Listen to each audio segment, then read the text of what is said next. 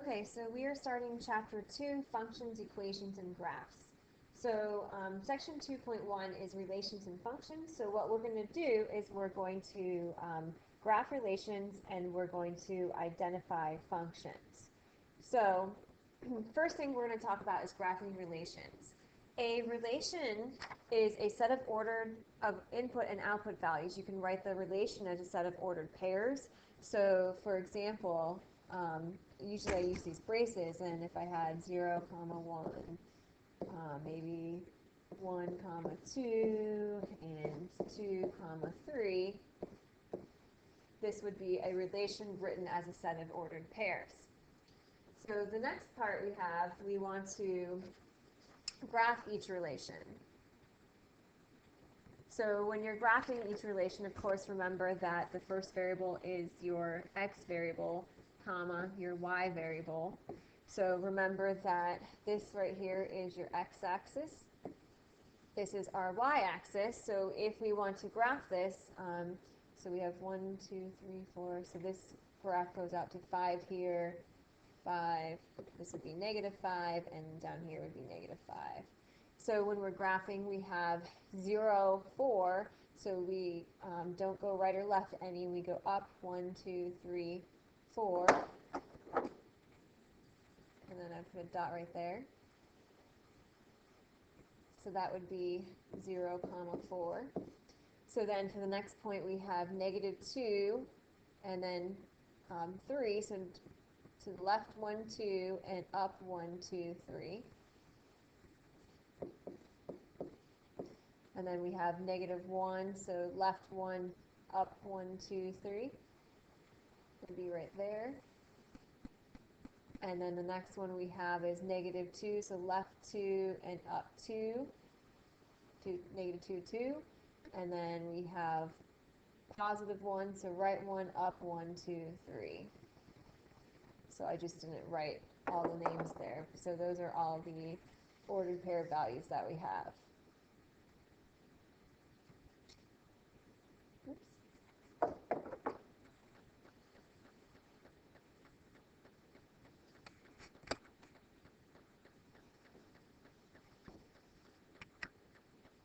So why don't you guys, while I'm graphing this, you graph it on your paper, and then you can check your answers when you are finished.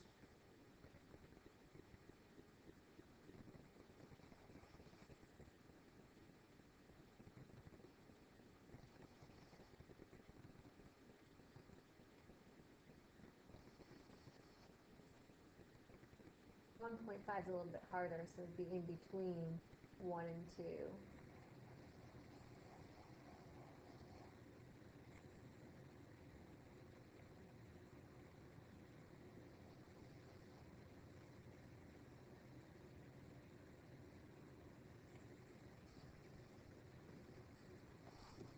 So this is what your graph of your relation would look like.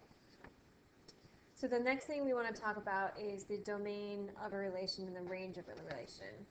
So the domain of a relation is the set of all inputs or x coordinates of the ordered pairs. So make sure you write that down.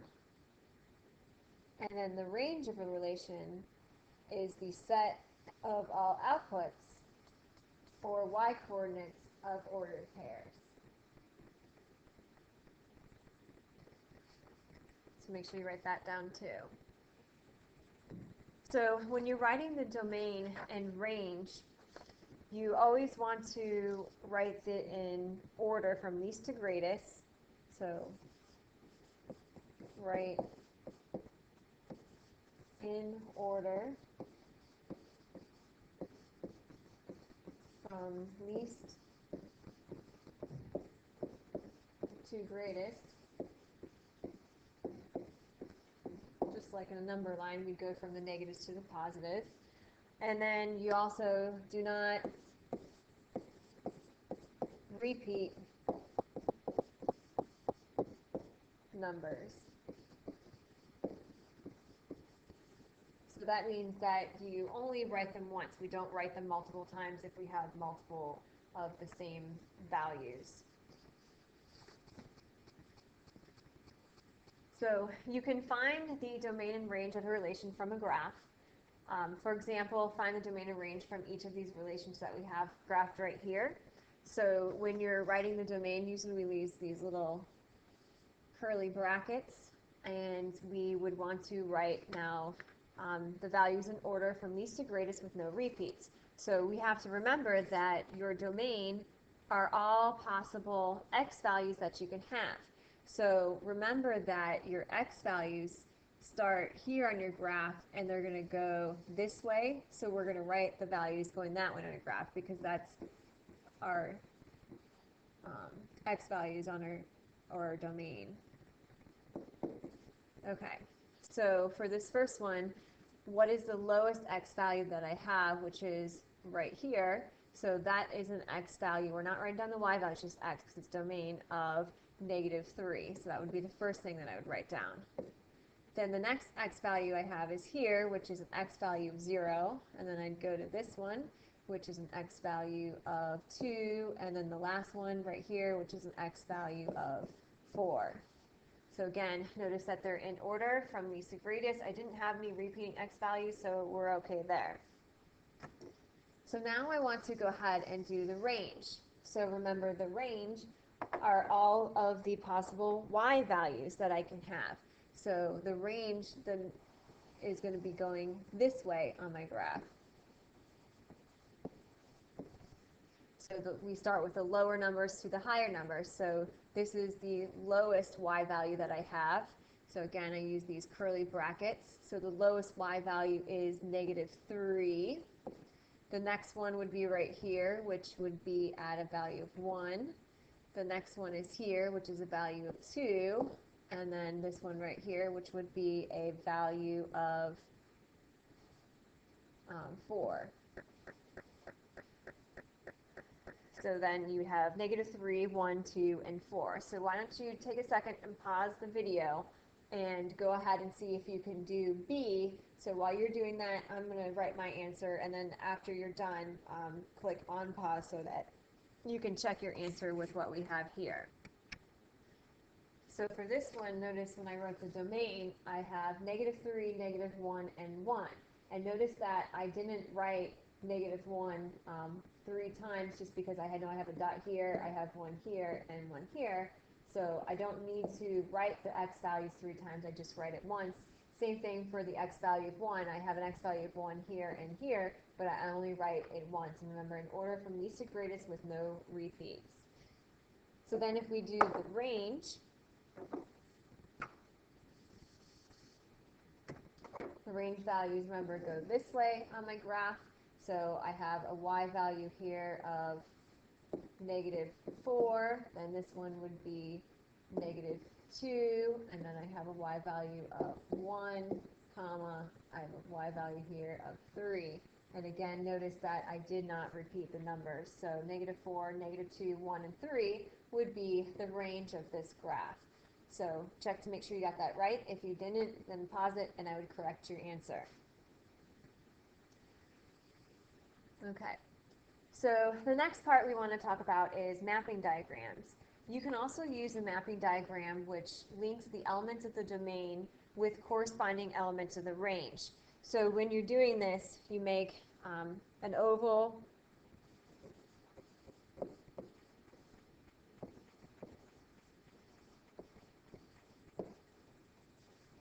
for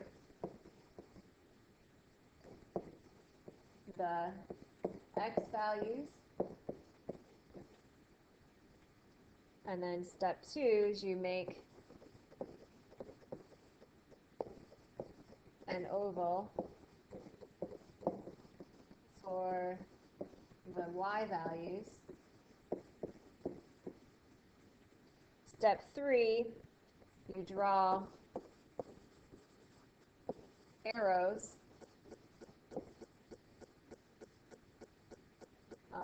from the domain, which remember is your x values, to the corresponding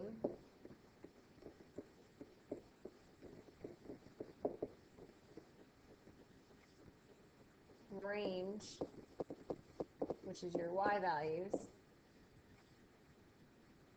So basically, whatever x coordinate, you draw the arrow to the corresponding y coordinate, so to which one that you have as the ordered pair. So for example, mapping of the relation. So here we have our relation of ordered pairs. And so we made an oval for the x values here, and an oval for the y values, our range, here.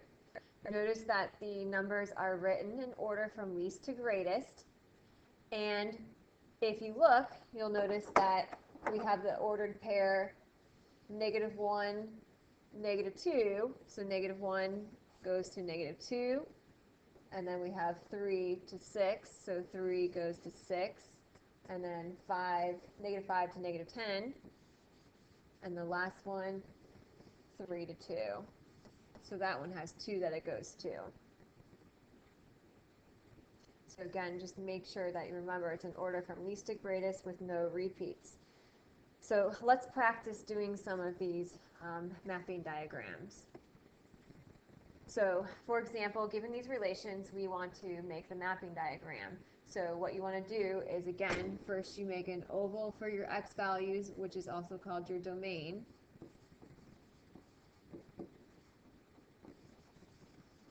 Or square, doesn't matter if it's really oval. And make one for your range. So I'm just going to make it more of a rectangle kind of. So then we write our ordered pairs. We want, first of all, our x values are our domains. We have 0, 1, and 2, which is already in order. So 0, 1, 2. And then over on the other side, we are going to write our range values, which are 2, 3, and 4, which are again in order. And then we want to pair them up with their corresponding partners. So 0 is paired up with 2 because of this coordinate right here. 1 is paired up with 3, and 2 is paired up with 4, so that would be your mapping diagram. So now what I want you to do is pause the video and see if you can do example B. Once you are done with example B, then hit play and you should see the answer up there. So -1 goes to 7, so that takes care of that point. 1 goes to 3, so that takes care of that point. 0 goes to -2.5, so that takes care of that point. 1 also goes to 7, and -1 also goes to 3. So this is what your mapping diagram should look like. Notice that the numbers are written in order from least to greatest with no repeats. So why do we do these mapping diagrams is the question. It's because we're concerned about things that are called functions. So you're asking yourself, what is a function? A function is a relation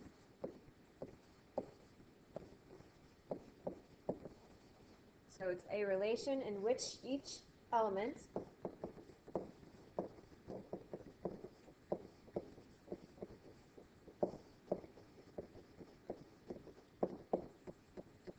of the domain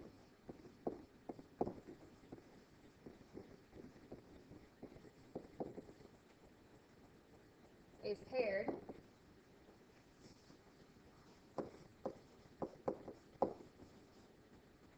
with exactly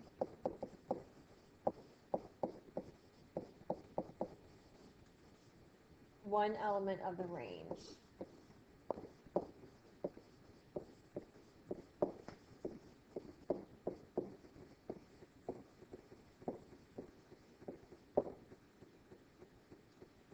So what that means and what we normally say is that for every input,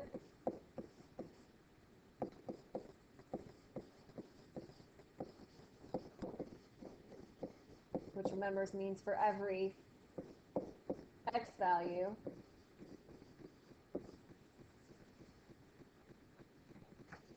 there is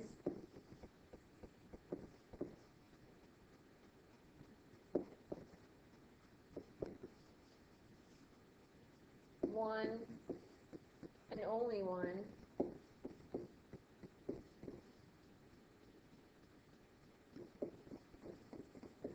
output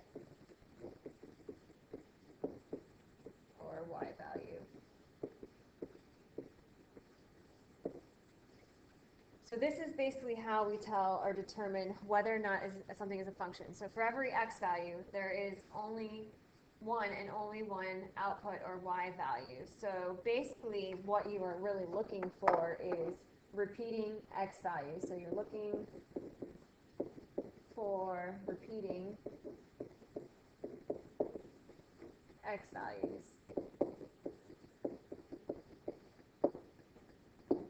So that's the big thing right there. So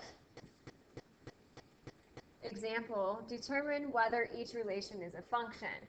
So if we look at these and we want to determine their function, we would go ahead and look to see if for every x value there's only one y value. So how do you tell? You look for repeating x values. So if we look at this first mapping diagram, this 3, notice this 3 is being mapped to the 4 and to the 5. So this input value has 2 output values. Therefore, this cannot be a function. So no, or not a function. And why is that again? It's not a function because the input, -3, has 2 outputs. So x equals -3 has 2 output values.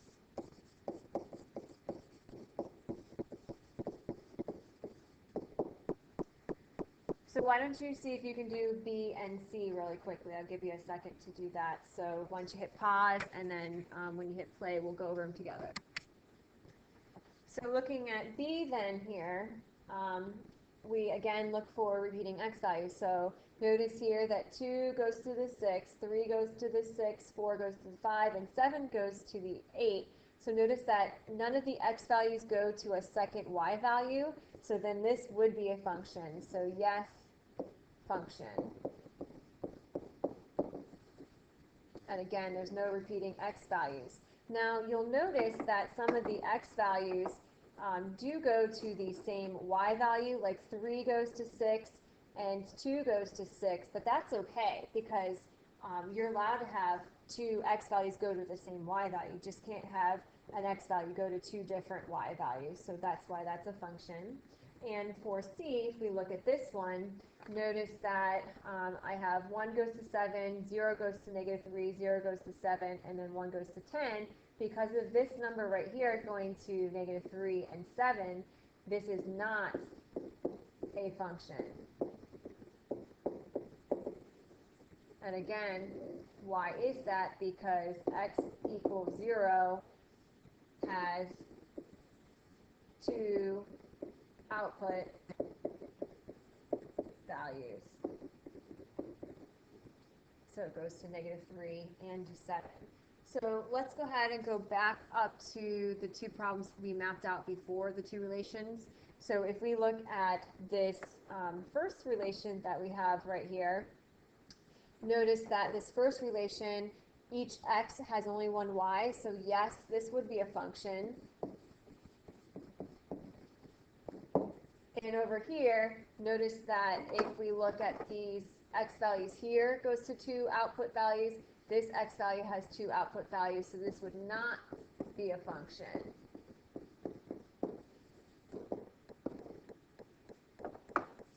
Okay.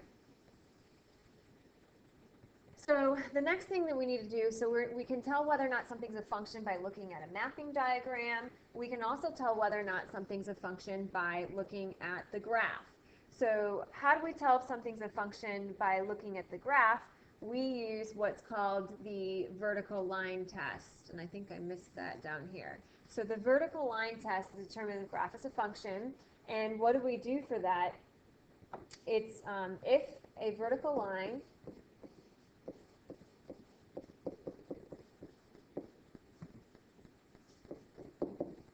passes through 2 or more points on a graph,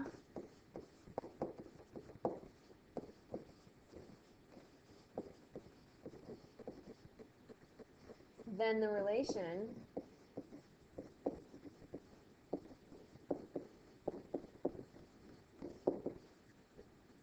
is not a function. Sometimes, if you remember from algebra, you might have heard this being called the pencil test. And I'll explain why that is in just a second. So let's go ahead and look at some examples. So we're going to use the vertical line test to determine whether each graph represents a function. So the reason this is called the pencil test is because if you take your pencil and you go from left to right on your graph, if it passes in more than one place where it hits, or the graph has more than one place where it hits the pencil, then it is not a function. So let's say this line that's right here is our pencil. So as I move from left to right on my graph, if it hits more than one place on this pencil, then it is not a function. So you notice that it hits in many places. So if we look here, notice that it's hitting right here and right there. As we go across the line, it kind of changes depending on where our line is. So even as we keep moving, notice it's again going to be hitting here now and here. So because of that, this does not pass a vertical line test, so this would not be a function.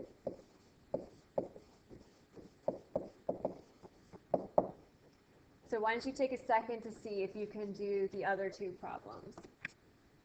So if you look at now this B, as we move our pencil across the paper from left to right, we're looking to see, does the graph hit our line in more than one place? So no, no, no, no, no.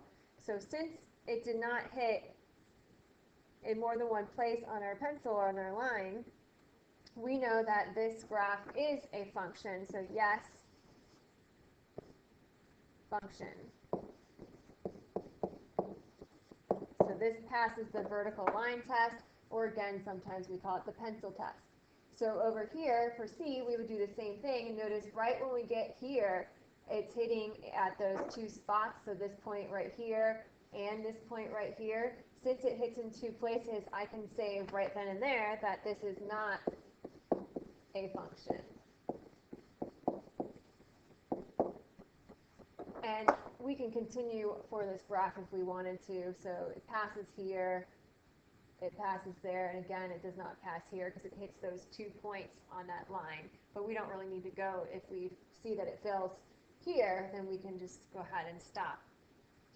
So if we go back to the first graphs that we did when we made our mapping diagram right here. So if we look at these graphs, I'm going to erase this a little bit.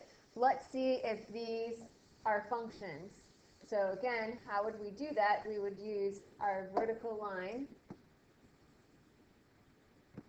and see if it hits in more than one place on our line. So no, no, no, no. So this passes the vertical line test, so this is a function.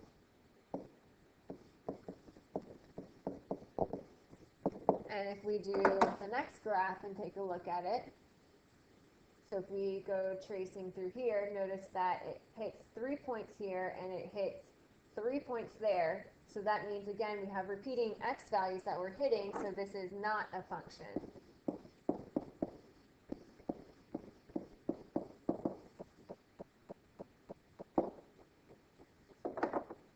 Okay, so let's go back to our other page. So now we're going to also talk about function notation.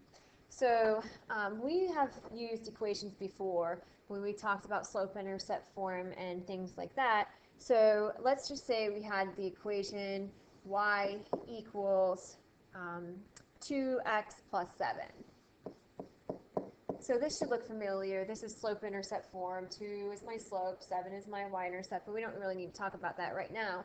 What's important is that we know that the x value is the input, and the y value is our output. And we know that the 2x plus 7, that kind of tells us what to do. So instead of using y values now, we're going to use what's called this function notation. So this function notation would be written, this equation would be then written like this in function notation.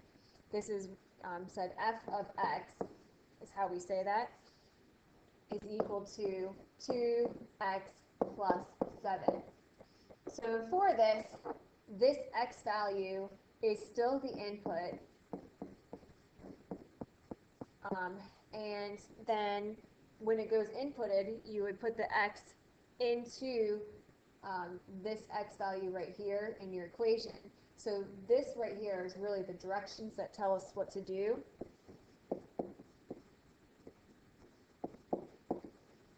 So these are the directions.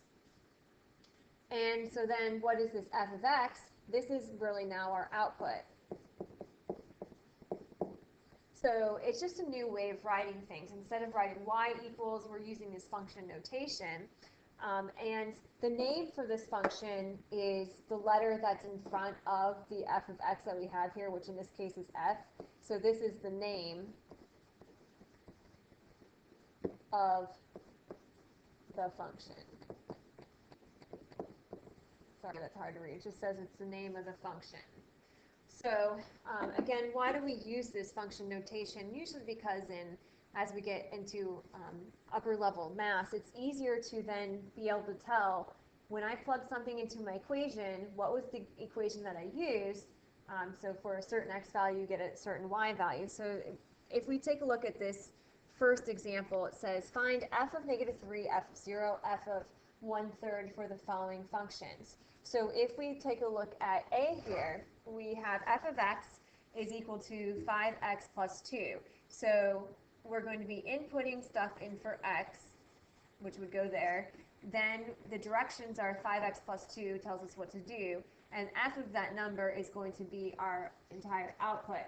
So in this case, if we wanted to do f of -3, I'm going to be inputting 3 into my equation, so I'd have 5, that's where I'm going to put my 3, plus 2, so this -3 goes right here, and now I just need to go ahead and simplify that. So when I simplify it, I get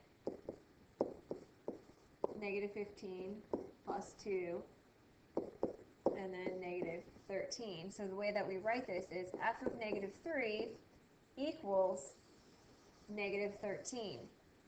So this is nice notation because then that tells me it's kind of like an ordered pair. So instead of writing it out as an ordered pair, we know that if I were to write this as ordered pair, my x value when it's -3, my y value would be -13. Now you don't need to write that for all of these problems. I just wrote it there so that you could see that that's your x value and this is your y value. So instead of saying y equals -13, like we used to write y equals -13, now we're writing f of -3 equals -13. It's just a different way of doing it. So let's go ahead and do the next one.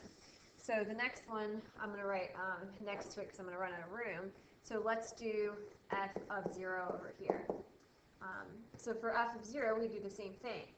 5, we're going to input 0 here for x plus 2. So that's where the 0 goes, and then I got to simplify it. So 5 times 0 is 0, and then we have plus 2. So I know f of 0 is equal to a y value of 2, and that would be my answer. So that says y is 2, x is 0. So then the last one, we have a fraction, which is f of 1/3. So do the same thing. 5, we're going to input the 1/3 plus 2. So then I got to go ahead and simplify this. So 5 times 1/3 is going to give me 5/3 plus 2. And then you can get a common denominator here to add these together. Or, if you want to use your calculator, add them and hit the math fraction key, whatever helps you. So when I do that, I get 11 over 3, which we like to leave our answers as fractions. So f of 1/3 is equal to 11/3. And so this would be my answer. So when I have an x value of 1/3, my y value is 11/3. So why don't you go ahead and do B, C, and D, and when you're done with that, then you can check your answers because I'm going to go ahead and put them up here for you. So if we go ahead and take a look at our answers, for B, f of -3, when you plug it in, you get -10, so you can check your work there. F of 0 ends up being equal to -1, and f of 1/3 equals to -10/9.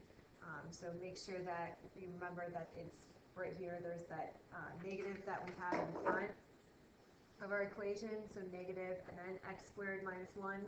So you're squaring your numbers, and then you still have the negative in front that you have to worry about. So if you got those wrong, make sure you correct them. For C and D, f of -3 should be 9, f of 0 is 0, and f of 1/3 is 1. So remember, when you take the absolute value of something, it's going to end up giving you positive answer, because the absolute value of something is the distance from 0 in a number line. And so if we look at D, D is a little bit harder because we have a fraction there. F of -3 should be 9/4. So you have to be careful here because if you plug this in your calculator, a lot of students get this wrong. You would have to make sure to put parentheses around everything that's in your denominator. So if I were to plug this into my calculator, the way that I would plug that in is I would do 9, and then I would hit the division key, and then parenthesis 1 minus parenthesis -3 close parentheses, and then I would hit the equal sign to give you a decimal, and then hit the math fraction key, and then you get 9/4. So same thing. So f of 0, 9/1 minus 0 is 9/1, which is just 9, and the more trickier one is f of 1/3. So again, put parentheses here if you do in your calculator. So 1 minus 1/3, if you get a common denominator, 1 would be 3/3. So 3 minus 1 gives you 2/3, and 9 divided by 2/3. Remember, when you divide a number by a fraction, so really if we had 9/1 divided by 2/3, the way that you divide that is you multiply by the reciprocal, which would be 3/2. So if I multiply by 3/2, I get 9 times 3 is 27, and 2 times 1 is 2, so that's where the 27/2 comes from. So make sure that you have all those notes down, and what we'll do is we'll just kind of look at it tomorrow and see what kind of questions that you have.